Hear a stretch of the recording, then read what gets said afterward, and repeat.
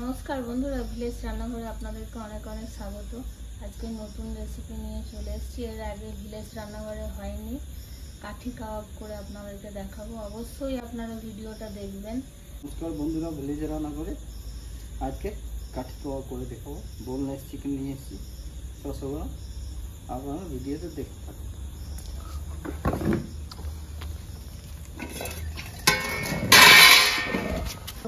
তারপর আমি দিচ্ছি টমেটো আছে, পেঁয়াজ আছে, ক্যাপসিকাম আছে। আমাকে একটা দাও, বোনলেস তো।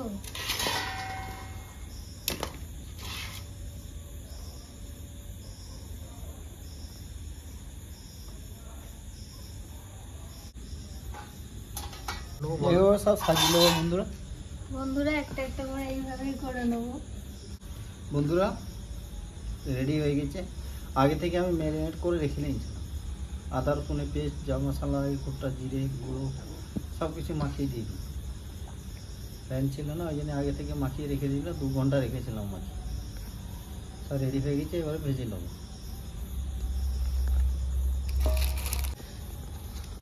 বন্ধুরা কাঠি কাবাবের জন্য কড়াইতে বসিয়ে দিচ্ছি।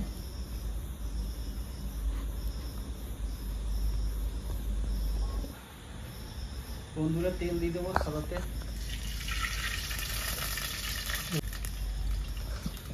বন্ধুরা তেল গরম হয়ে গেছে, ছেড়ে দিচ্ছি।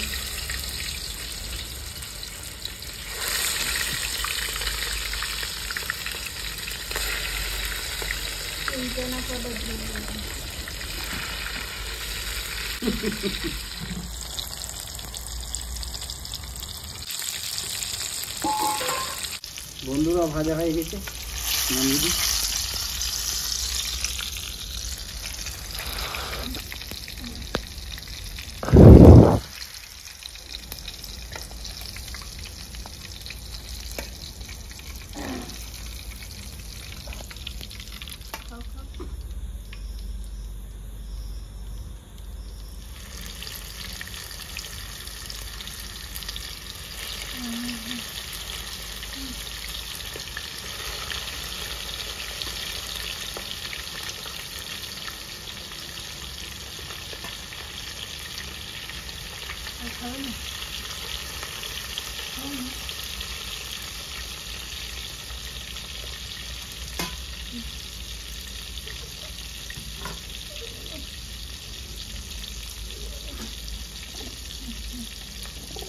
গলাটা বসে গেছে নাকি?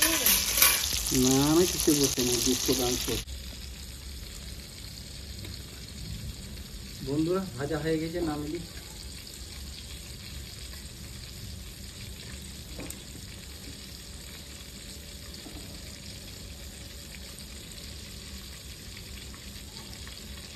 কাঠি কাবাবটা হয়েছে বন্ধুরা দারুণ। আপনারা এভাবে বাড়িতে বানিয়ে খাবেন, দেখবেন ছাড়তে পারবেন না, দোকানে যেতে ইচ্ছা করবেন না।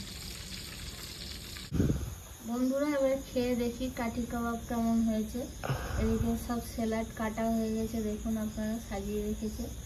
এদিকে শসা, পেঁয়াজ, লঙ্কা আছে। এদিকে চিলি সস আছে, কাসুন্দি আছে, টমেটো সস আছে। এগুলো খেয়ে দেখি কেমন লাগছে।